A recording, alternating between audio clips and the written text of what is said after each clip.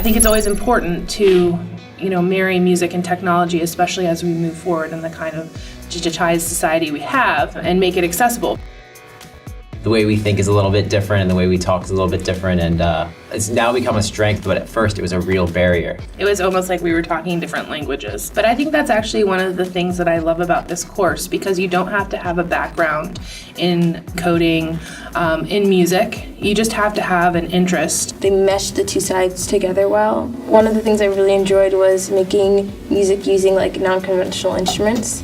So we used cups and Tic Tac containers and pencils, and then we recorded those sounds and layered them on top of each other, or put them in different orders to create a song. And it wasn't like a typical song, but it was music. So you start to understand that things are not only for one purpose. They can be repurposed. They have different tones, they have different sounds. Just the possibility of sound is all around you. After that, we gave them a project creating some sort of musical instrument using a makey and scratch. We made a makeshift piano. Holding the chord, you could play the piano by pressing down, and it would activate the program to play piano notes.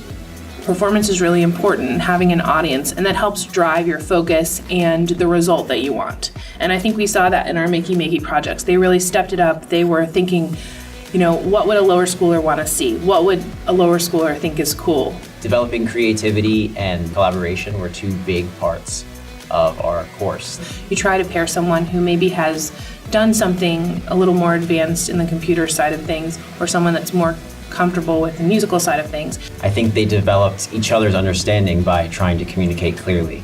The class gave me a lot of tools to use to make computer music. I think this class leads really well to our other trimester electives.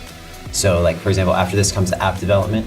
There's also game design and creative coding are two other courses that we have that this class really builds up to nicely.